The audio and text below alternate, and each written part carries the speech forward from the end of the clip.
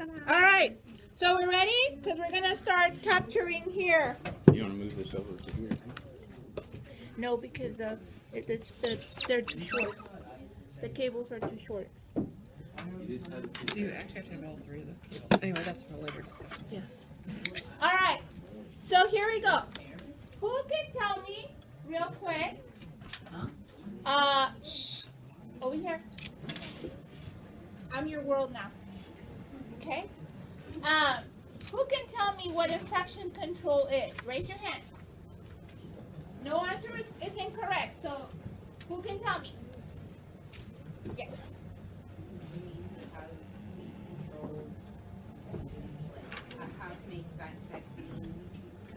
Okay, very good. That's a good answer. A way of us to control or prevent infections by creating vaccines. Good job. Who else? Yes. Okay. PowerPoints are yours to write notes on. Yes, that's why I made it for you guys. Yes. Your PowerPoints are yours. You get to make a note on it. That is going also to help you study for a later test. Okay? Anybody else can tell me what infection control means? Nobody. Yes, Miss. Maybe educating the public? There you go. Education of the public about infections. Good job. Who else? Nobody. We're all still asleep. Do we need to do jumping jacks to wake you up? All right. So I'll tell you real quick. Infection control is a way of us of controlling in the healthcare environment, but not only there, the infectious diseases that are out there, right? Infection control also means that we are going to be looking at all the different types of viruses, all the different types of bacteria, protozoa, that can cause disease to humans. In hospitals, we call it infection control because what are we trying to do in the hospital setting? Anybody? What are we trying to do in a hospital setting? Yes. Remove the disease or eradicate. Heal someone. Heal someone. Remove the disease they come in with. Very good. Anybody else? Think about it. What are we trying to do in the hospital setting? Keep everything clean. Very good. Because what we want to do what? What is it that we want to do in the hospital? Well, we want to save lives, correct? And so what is one way that we can save the lives of our patients? Huh? Keeping them healthy and not giving them an extra infection. Okay? So that's our job in the hospital. So here we go. What is the principles of infection control? How do they work? Well, we're going to understand that it's an essential to all healthcare workers, us, the employees of the hospital. Everybody, from the janitors, okay, the custodians, all the way up to our physicians. Our physicians are held up to the biggest standard when it comes to infection control. Okay? Provide basic knowledge of how disease is transmitted. How do we transmit disease? Can somebody give me an example? Yes. By bodily fluids. Okay. Or sometimes it's like through the air, you know. Air. Okay, so body fluids, air. Water. What about water? Like if Cholera, if it's not. Contaminated, okay? Because we say water in general, well, are we going to drink water now? No. It's contaminated water, okay? That's why our water system, the water that we drink out of the tap, has a process so that when it gets to us at home, it doesn't have any more of those bacteria or protozoas that can cause disease, okay? Very good. We're going to put a main emphasis on prevention of disease because what we really want to do in healthcare nowadays is the prevention of. If you've noticed now, we're teaching towards keeping you healthy, preventing disease so that you don't have to come very often to the doctor's office or to the hospital. So now we're going back to the old way of let's look at preventing rather than waiting for the patient to get sick and then coming to the hospital to see us. Okay? Questions so far? All right.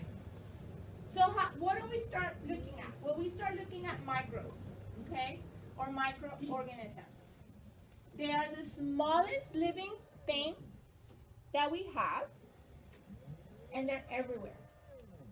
Your laptops, your pencils, your pens, your desktops, your doorknobs. Okay? Think about it. Keep that in mind. They're not visible to our naked eye. How can we actually visualize bacteria or microorganisms? Microscopes. There's different types of microscopes. We have the regular microscopes that you've seen in science here.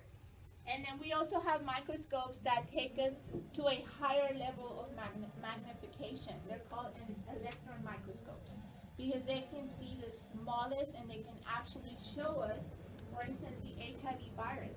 We can actually use an electron microscope and see how that virus looks.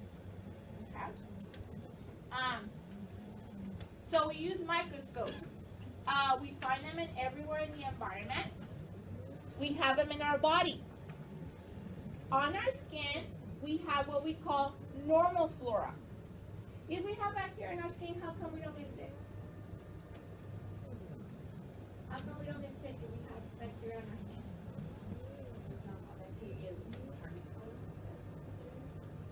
You're right. But also because depending on the site we have it at, it's normal for us. So there's bacteria on your skin that is normal there, so it's not going to hinder us or cause disease. You have vaginal bacteria. We actually have yeast in our vaginal canal.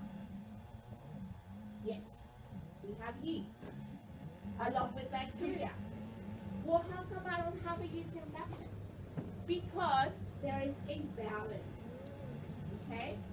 When we have an imbalance in our system, whether it's because we're sick, whether it's because our immune system is low, because we're stressed out, okay, then depending on our level of stress, our level of sickness, then certain bacteria or yeast are going to overgrow. And that's when we have problems. Okay?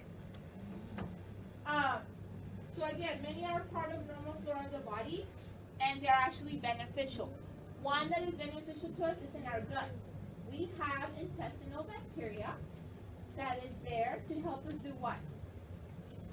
Digest food. Well, digest, break it down. To it, huh? What was it called? For the one in the store? Gastrointestinal bacteria, and we'll talk about some of them in a minute. And so you're right, we have it there so that it'll help us digest, break down our food, and it also helps us with our bowel movements. Okay? If we lose that bacteria, guess what? We're gonna have problems going to the potty. Okay? Yes, Ms. Guevara likes to use words like that. Questions? Anybody? Okay. So here we go. We have some that we call non-pathogenic. Non-pathogenic bacteria are bacteria that are not harmful to us, to the body, and they're there to help us with our daily functions, our metabolism. The perfect example is the bacteria that's found in our gut. The bacteria, it's a bacilli, and it's there to help us with our bowel movements and make sure that we can break down the food completely, and then we're able to go to the bathroom. There is bacteria, however, that will cause disease to us, okay? And we call them pathogens or germs. These are the ones that are going to harm humans. And let me show you real quick. I'll give you a couple of names. Staph,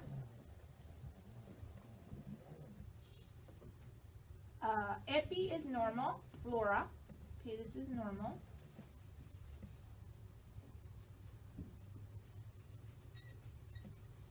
and then you have strep A. This strep A causes strep throat.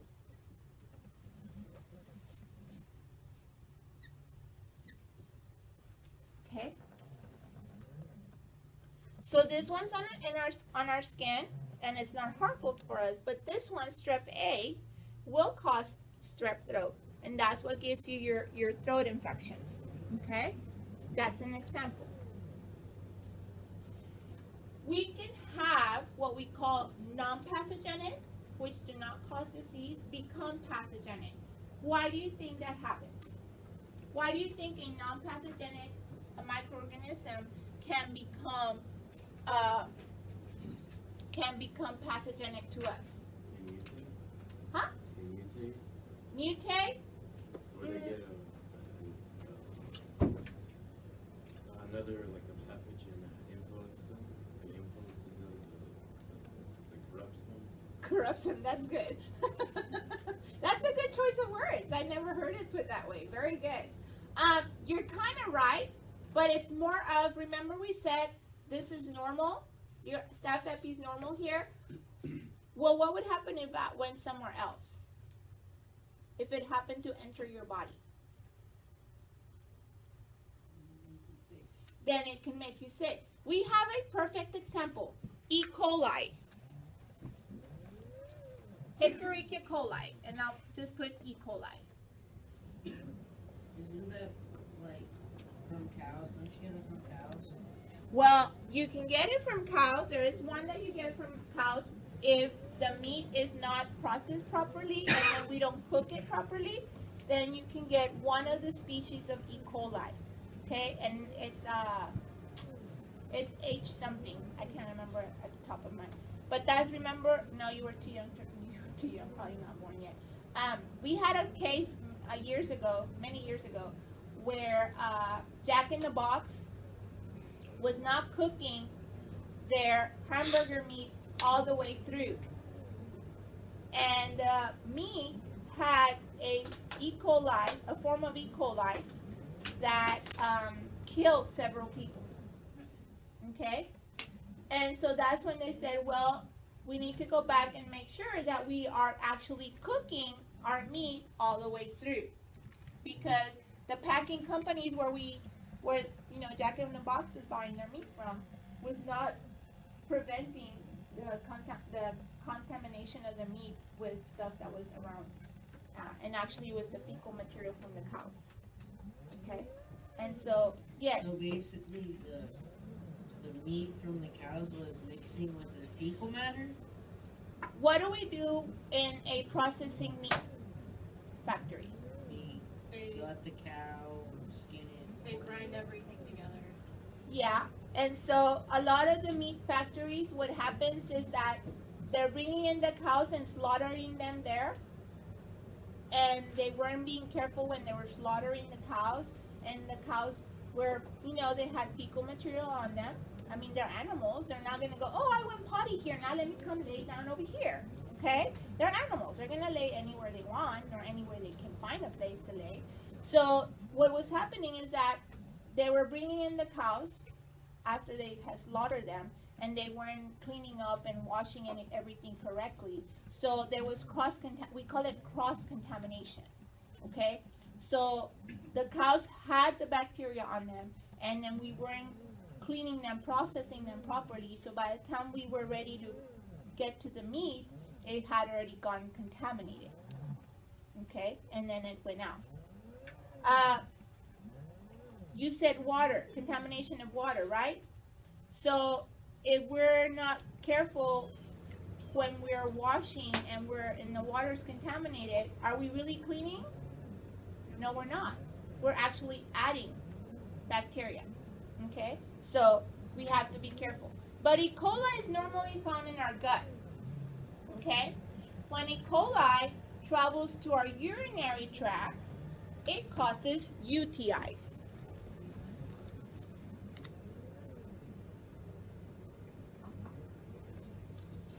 What's a UTI? Urinary tract infection. E. coli is the major cause of UTIs. And when our UTIs are not taken care of properly, they can also cause septicemia. What's septicemia? Has anybody heard that word before? Blood infection. Blood infection. That means that now the bacteria is in your bloodstream, okay? Anna Garcia died from that. Did she really die from that? Well, the entire class. Did she really die from that? Yes, she did. Sure. Well, there was like Dr. Kimmel gave us 4 different options, and we could choose how she died. But are you sure? There were like I'm a pretty bunch sure of I things that she saw had that the could board have and I have contributed to photographic that. memories. I've already taught that. How did Well, she that's what die? Dr. Kimmel taught us. We'll discuss it later. All right. So, non-pathogenic can become pathogenic when they move from their normal site, okay, to a different site in your body. In this case, E. coli travels from your gut to your bladder, okay, and now it will give you a UTI. All right.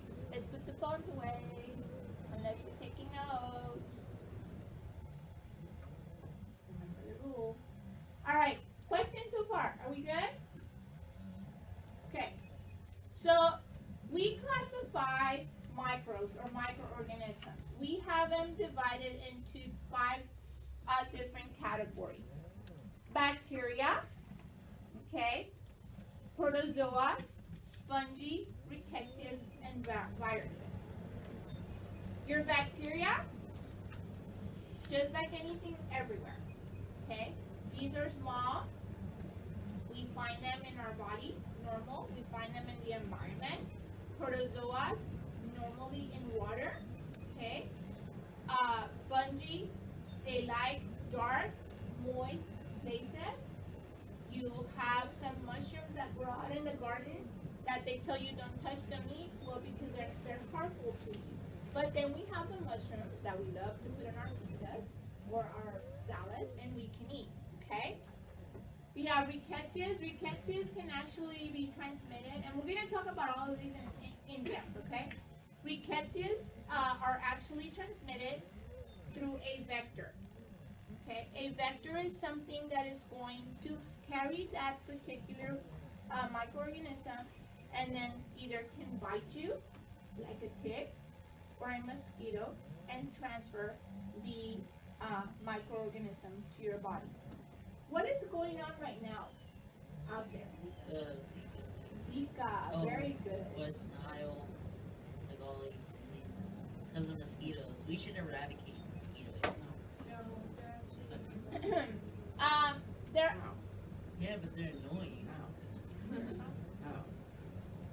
Because mosquitoes actually pollinate. They what? Mosquitoes pollinate. Okay, but we have bees to do that too, so. They pollinate something and stuff. really and truly, every animal, insect that we have, with some exceptions. I don't When- think cockroaches are good for us. But mosquitoes can be again beneficial to us. The problem is that we humans love to leave stuff hanging around, and so right now we haven't had any rain. But when it rains or we water our plants, things like that, what do? We keep water stagnant, right? Well, that's an issue because now we're gonna grow mosquitoes that are probably carrying disease. Okay? Yes. Well, isn't that what they say? Like, if you're ever in the wild and if the stream is running, then you can drink it, but if it's like stagnant water, you're not supposed to drink it. Correct. Why? Because if it's running, then there's less chance for disease and stuff, right? And if it's stagnant, then Well, if it's stagnant, anything and everything's growing in it. Yeah. Okay? So you'll have things like protozoas. You can have fungi at the bottom. You can even have rickettsia because of the mosquitoes. Okay? Alright, so the first one we're gonna, and then you have at the end viruses. Your viruses are the smallest of all. Okay? And in your viruses we have RNA and have both. Here we go. Bacteria. It's a simple one-celled organism. They multiply rapidly, and they can multiply rapidly at different temperatures. Some of the temperatures that they can multiply at are room temperature, body temperature. We have some that require higher temperatures, so they will grow only like at 42 degrees or higher, okay? So we have, when we're looking for those particular bacteria, we actually have special incubators with a special environment so that we can stick our little plates in there and then have, see if we can grow the bacteria. But the temperature will be at 42 degrees Celsius? yes. In medicine, guys, we only use Celsius.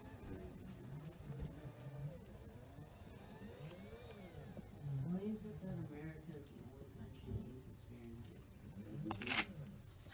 Fahrenheit? Because we want to be different. Right, Miss Owens? It was like, blame Jimmy Carter. Alright. I saw this poster and it said, the countries that use the metric system, countries that have been to the moon, go America. Yeah. We, in the medical field, you will see us use Celsius all of the time. It's rare. I mean rare when you'll see somebody using Fahrenheit, but it's always Celsius. In refrigerators where we keep medications, where freezers, where we keep FFP, cryo in the laboratory, or where we keep transplant organs, tissues, they're all in Celsius. Every single one of them. Yes, sir. Are they still using them when they're writing, keeping people's vitals, like they have to take vital signs every day people are in the hospital? Have they gone to Celsius for the temperature on that now, or do you know? In vitals, we When you use do vitals, we use Celsius. Temperature, pressure, and blood, you use Celsius for that? Well, they always give me my temperature in Fahrenheit. Yeah, because all our thermometers read in both. Oh, What's the conversion? kind of forgot about The conversion is that. Isn't it Celsius. like over 9 and plus 35? No. No, that's for Kelvin. Yeah, my bad. It's actually, it's 5 over what is it, 3, but we use 1.8, okay? But when we have Fahrenheit, it's Fahrenheit, what is it, plus 32 times 1.8. But I'll give you the correct one, because we're gonna go over vitals, and I'll show you right now where you can find it in the book too. It's at the top of my head. Sometimes Ms. Guevara loses it. Okay, so bacteria, like it says up there, we classify it by their shape and arrangement. Okay? So, what do we mean by shape? Well, we have some that are round. Okay? So our round ones, we call them cocci. Okay? And our cocci, oh, I went too far. Okay. And so our, we call them cocci, they're round, and we can call them diplococci.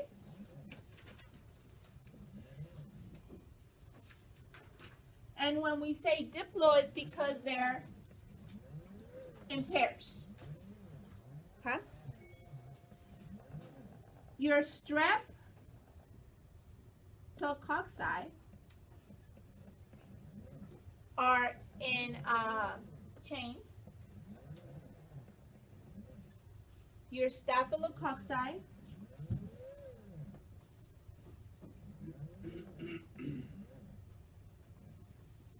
are going to be in groups or alone.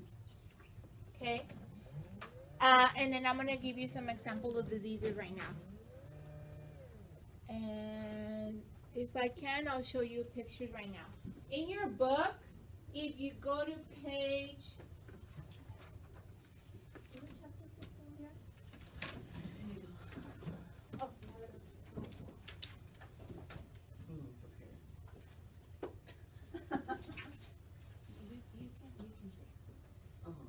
Go to page 366,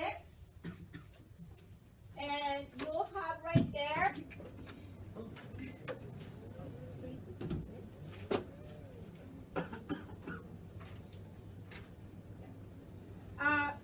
And the first circle is showing you your streptococci again are in little chains.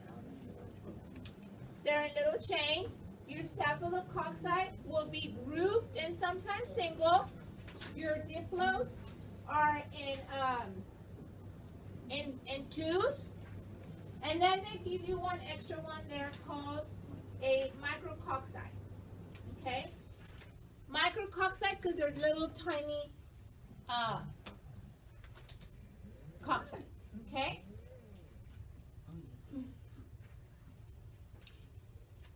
So, under diseases, your streptococci, that's the one that's going to cause strep throat.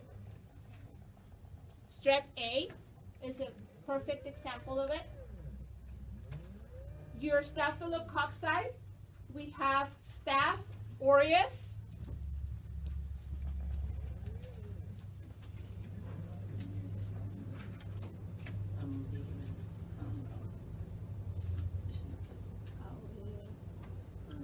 Aureus. This one right here has become the MRSA,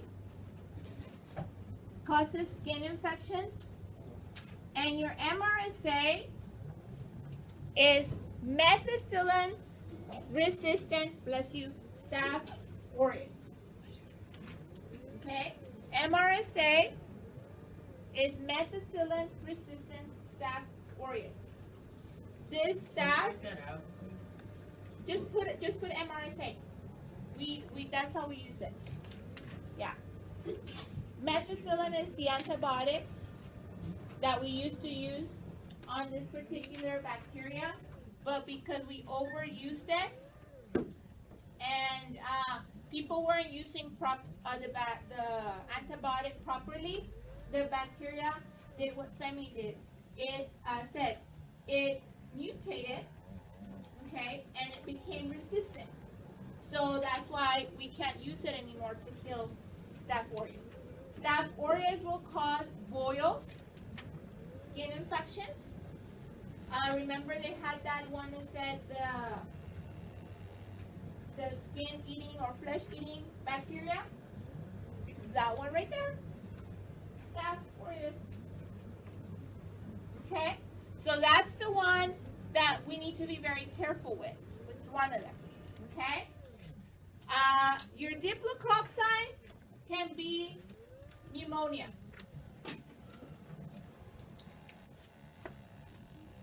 For your diplos. Pneumonia. And let me see. So I can tell you guys. In your book, you have another one that is resistant that I forgot to tell you is VRE. Vancomycin resistant enterococcus. And I'll write it out for you.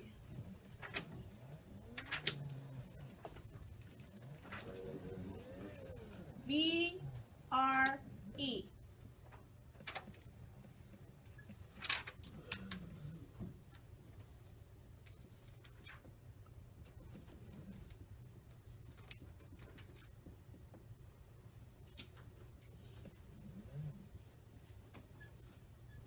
Which one is this for?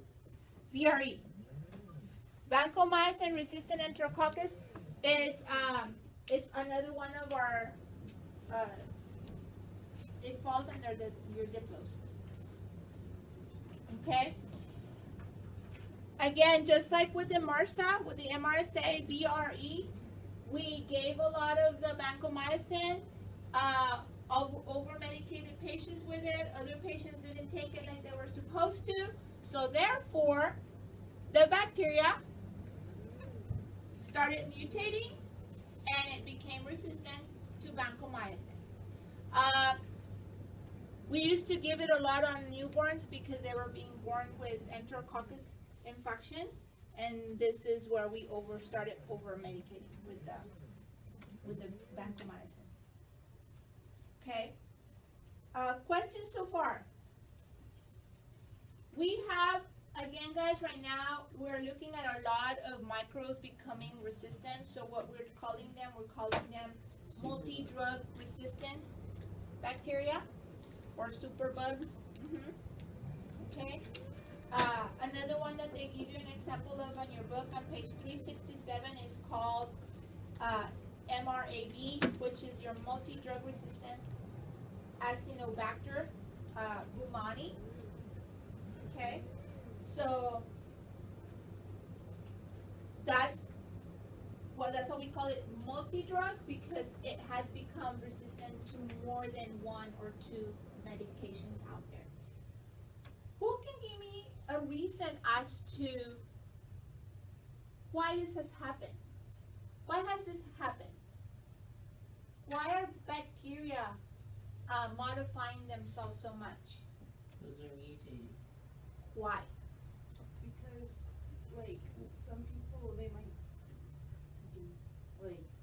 mutate when you don't take the medication properly. or Okay. it's not taking it. That's a good job. That's a good answer. Yes, sir. People are using too many antibiotics and the bacteria are mutating because they're being resistant to it. Very good. Good answers. Both of them. Correct. We are actually giving out too many antibiotics. Okay? And people will not take them appropriately. If your doctor tells you you need to take it 3 times a day for 7 days, but at day 2 you're like, oh, I'm feeling awesome, I don't need to take it anymore, and boom, you stop taking it. What do you think now has happened? Yes. Some of the bacteria didn't get killed and they can multiply. The ones that have the resistant gene can multiply and get even sicker. Correct. Now you have some of that bacteria left over, and they're like, oh, okay, they stopped taking the antibiotic. Well, you know what? I'm gonna mutate, and since I can replicate myself super fast, then now my replication is going to consist of a mutated form of the original bacteria. Okay, and so that's what happens. All right.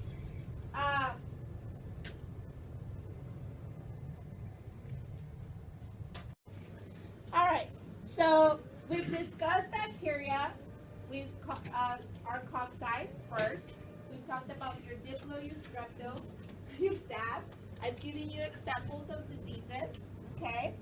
And a lot of them are actually what we call multi-resistant and resistant, okay? So we just have to be very careful. Now we're going to talk about your bacilli, okay? Like the word says, bacilli, they are rod-shaped, okay? They almost look like a little long bean, okay? They can also occur in single form, in pairs or in chains, just like your cocci.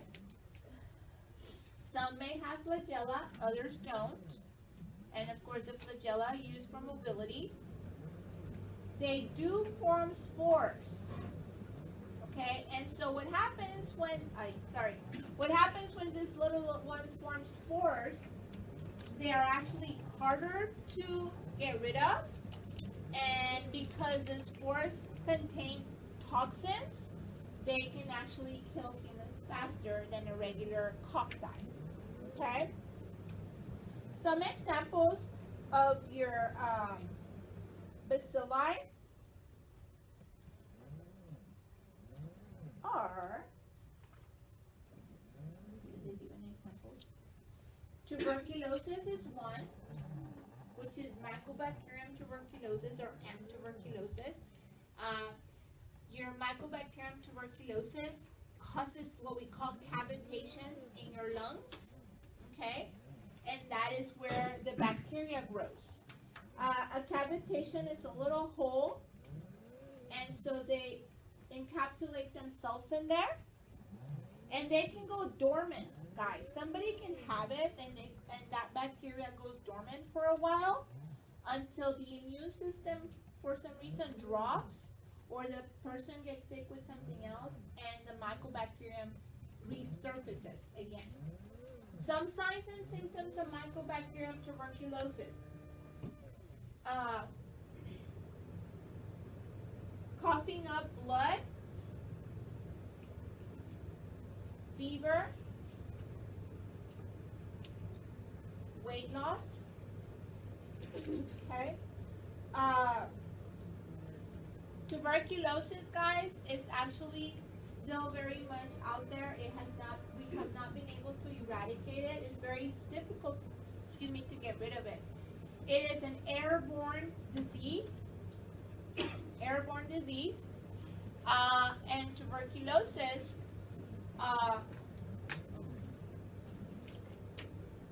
is one of the diseases that when we get the patients in the hospital and we see them coughing up blood, we know they have the weight loss, the fever, and we automatically put them in isolation. Okay? The type of isolation that we do is for airborne isolation, which means we put them in a negative pressure room. Okay? Has anybody ever heard about a negative pressure room? Yes. Doesn't that mean when air could go in but not out? Yes. Negative pressure rooms in the hospital means that those rooms, once we close the doors to that room, the pressure, we are going to increase the pressure in the room to where the doors will not be able, you will be able to, but it will take a lot of force for you to open because the air is pushing the doors closed. And the air in that room does not go through the regular ventilation system of the hospital. It circulates in and out, in and out. It is directly going out into the environment, okay? The reason we put patients in negative pressure rooms, okay, and the circulation of the air in that room is completely out of the rest of the hospital is because the droplets for mycobacterium are very small and they linger in the air, okay? And because they linger in the air, even if you're 10 feet away from that person, you will still be able to inhale those droplets and become sick with mycobacterium tuberculosis. Okay? One test that we use to find out if you've been in contact or have had the disease is your PPD. PPD, which is your skin test. Okay, that you do on the forearm. That test for what? Tuberculosis? Tuberculosis, called PPD. It's a skin test that we do. Now, people that have been vaccinated for Mycobacterium tuberculosis are going to give you a false positive test for the PPD. People that have been vaccinated for Mycobacterium tuberculosis will give you a false positive PPD test. Okay? Is that like the annual shot to get? Like it's in the regular shots? No, we stopped giving the vaccine many years ago. And actually in the United States, I don't think a lot of people received it. It was more in areas like the Philippines, Mexico, and other countries where it was endemic. Okay, we had a lot of cases. So a lot of people will have, for instance, your nurses that come from the Philippines, when they get tested, they are positive, and I mean huge. They get a little big lump. Okay, that's what, and we measure in millimeters. And so what we automatically do with them is we do a chest X-ray. Okay, so somebody that has a positive PPD skin test, the next thing is we do a chest X-ray. If the chest X-ray is negative, then we say, okay, they have not been in contact with anybody with TB, they have not had TB. Bless you. Again, because you'll see the cavitations or the holes in the lungs when you look at the X-rays. Okay. So when we have people like that, we do a chest X-ray every 5 years.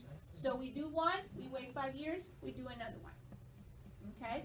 So your chest X-ray will be done only every 5 years. It's not, we don't do it every year.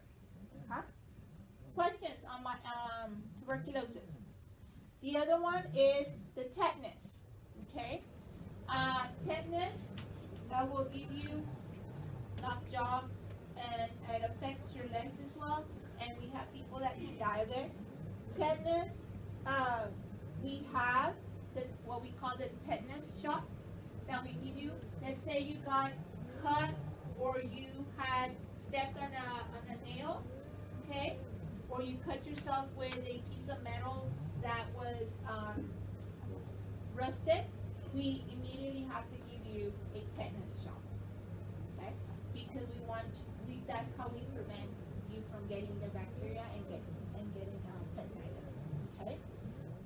The other one is pertussis, also known as whooping cough. It's still present at this day and age. We still see children, especially the little ones, the babies, get whooping cough or pertussis, and babies can actually die from it. Okay, the cough is so strong and persistent that it does not allow the child to breathe, and so they suffocate. Okay, because they can't breathe. Whooping cough, pertussis. Botulism is another one, okay? Diphtheria, we actually vaccinate you for diphtheria. And typhoid fever, okay? Isn't typhoid like a thing you can live with, right? Yes, typhoid fever, you get it just like Rocky Mountain fever, and there's a couple of other ones that we actually test all of them at the same time. These are some that and that's why we call them fevers. They'll give you elevated fevers, and then the fever subsides, and then again. And so we give you medications to help you with the fevers, but we really don't get rid of the bacteria. Okay, so once you've had typhoid fever or Rocky Mountain spotted fever, basically what we do is that we with the medications is that we put the bacteria to sleep. Basically, we make it dormant. But anytime that there is a stressor or your immune system drops, it will resurface. Okay? Just like the Kissing disease, which is infectious mononucleosis. Okay? That's funny. You kiss someone, they end up giving you mono. Yeah, that's why we call it the kissing disease, and we find it in teenagers more often than in adults. Infectious mononucleosis is the same. It works the same way. We give you medications to help you with the symptomology, but we don't get rid of the disease itself. Okay, we put it to sleep, and then anytime that there is a stressor or something's going on, your immune system drops, infectious mono comes back up. Okay? Questions? Are we good? All right.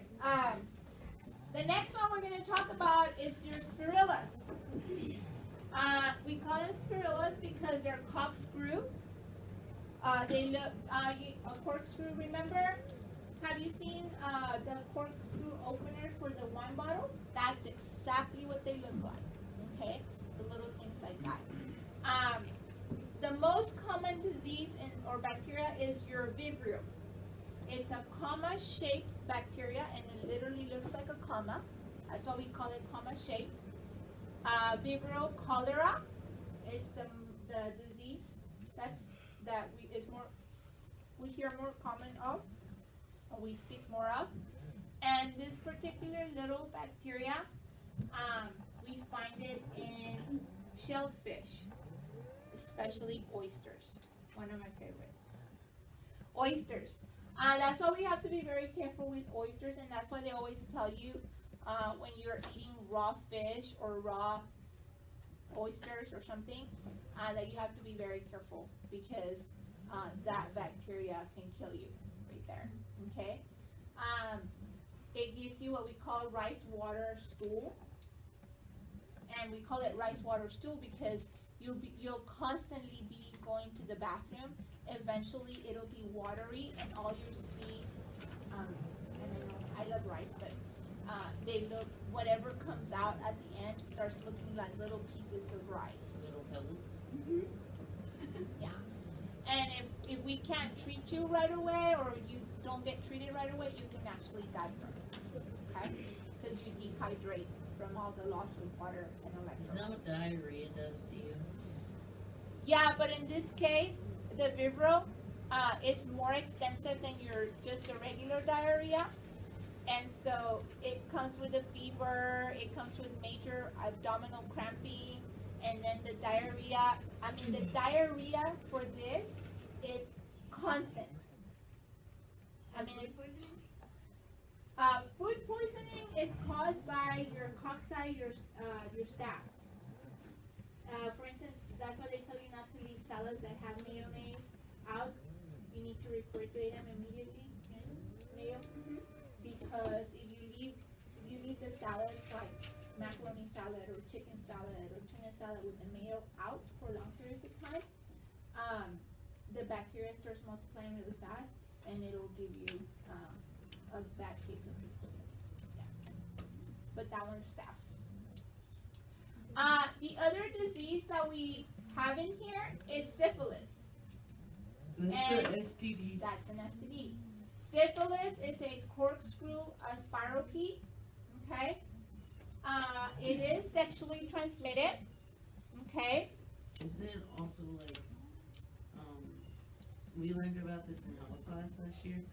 Isn't it also transmitted through like just contact, like saliva, like when you kiss someone or something like that? Well, it all depends where you bit, but the majority of the time is sexually transmitted, and that's why I say it all depends where you bit. Like intercourse? Yes. Unsafe, unprotected intercourse. Yes. If you have it in the mouth, not a good sign. Okay.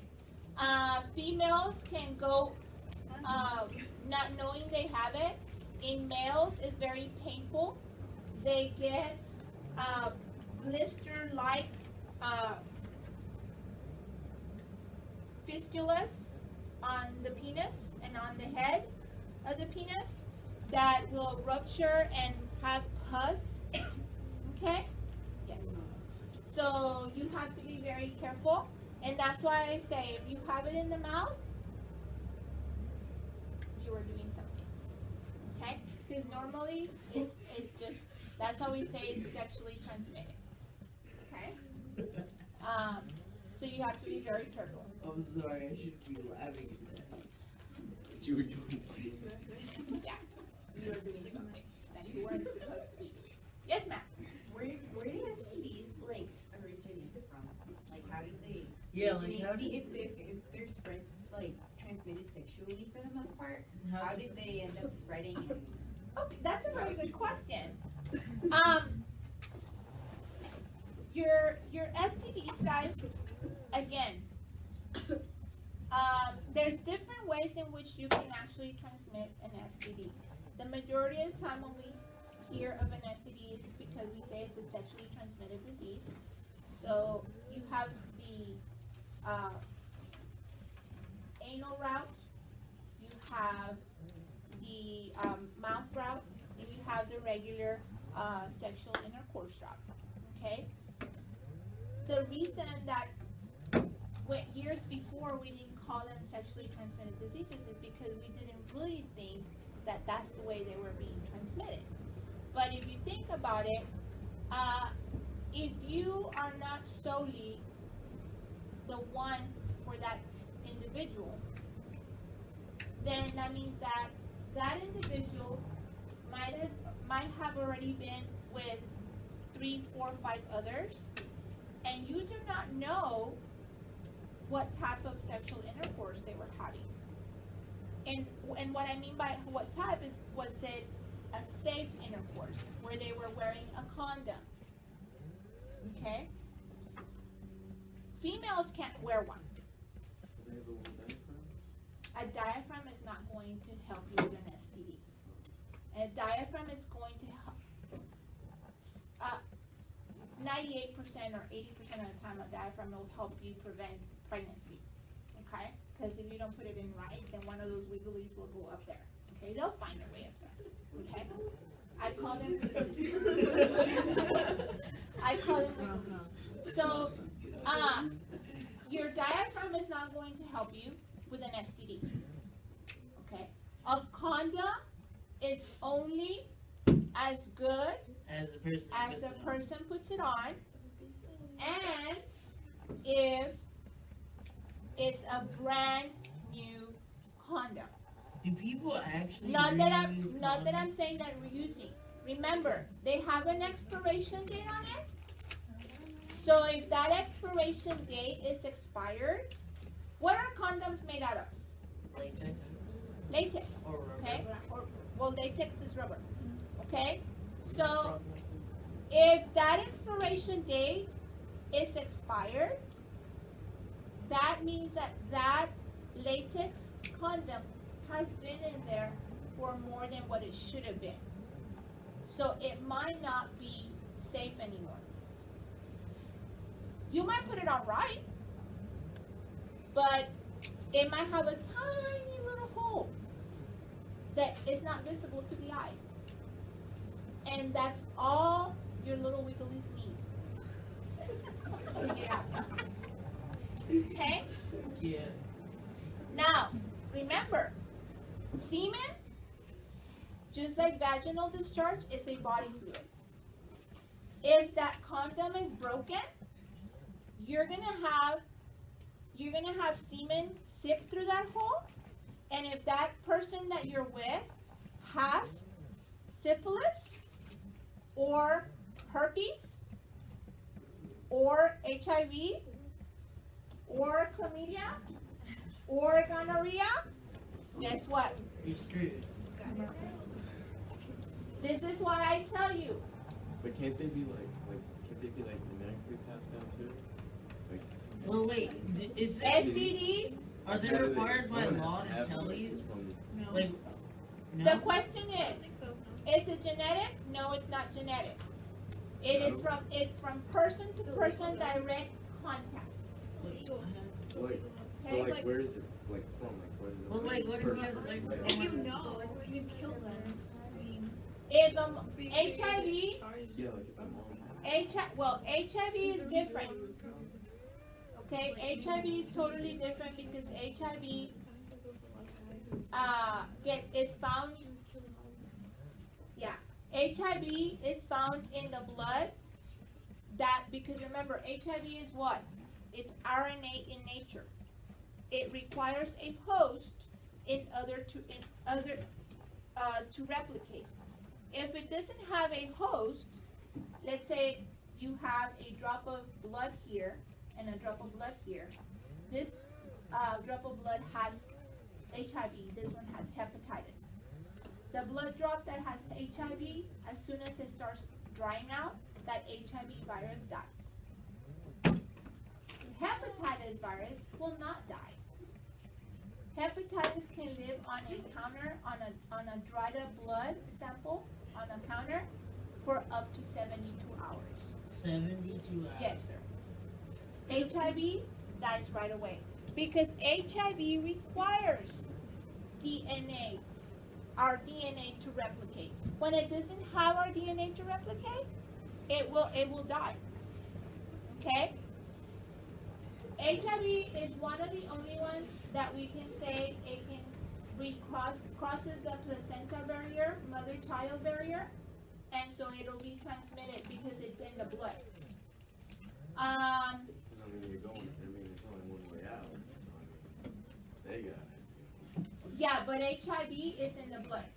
Once you have that contact and there is bodily fluids mixed, it gets into your bloodstream, okay? And so HIV is one of the ones that is the exception to the rule. Now gonorrhea, okay? If the mom does not know she has gonorrhea when the child is being born vaginally, and that bacteria falls in the eyes of the baby, then the baby can go blind. Okay? That's why babies nowadays, when they're born, they automatically put a special ointment, which is an antibiotic to prevent, especially when the mother has not had prenatal care. Prenatal care. Care. Which mean what is prenatal? Prenatal care means that they have not seen a doctor from the time they got pregnant to the time they delivered. Are there people who do that? Yes. They don't have money. That is dumb. Okay. So in those cases, that baby, because we don't know, we have no idea the life of the mother. Okay. Well, you don't find it. I mean, I'm pretty sure after 9 months you're gonna. All right. So any questions with the spirulus? Wait, I have a question though. Yeah. You know, you were talking about like, is it required by law to tell someone that you like if you're about to have sex with them that they tell you that they have an STD? It is not required by law. The only thing that it is required if you're what they made it required if you are HIV positive and you know you're HIV positive, you are supposed to tell that person. But if I tell you, if I come and tell you that I want to have, I'm interested in you and I want to have a relationship with you, and that leads to intercourse eventually, okay? I'm responsible to tell you if I have anything. It's just morals. Well, yeah, but I mean, I'm sure there's people that like just have sex and then later on, like someone finds out they have an STD and then they're like, what? Then your morals are really up to the floor, and you decide it. And I'm gonna give you a perfect example. Back when we heard about HIV, which is back in the late 70s, early 80s, Freddie Mercury. okay, we had an individual who found out he had gotten HIV, and so he decided that his payback to women was going to be to give it to as many as he could, and he felt that nothing was going to be able to be done to him because, he didn't have to tell anybody anything. And he did. He infected many, many, many women with HIV, and he ended up in jail. The judge found it to be, what did he call it? Reckless endangerment with a deadly weapon. But how is his? How is his mother that would They never pull up considered before? his fetus as a deadly No. weapon. Not, listen. The weapon is his semen that has the HIV. He knew he had HIV. So the guy He knew- was a deadly weapon. The semen, yes. Anytime that you go and you do that, that's reckless endangerment. You're killing somebody. You must have had a terrible. I get what you're saying, but still, that's kind of funny. I'm serious. If you look it up, it's there.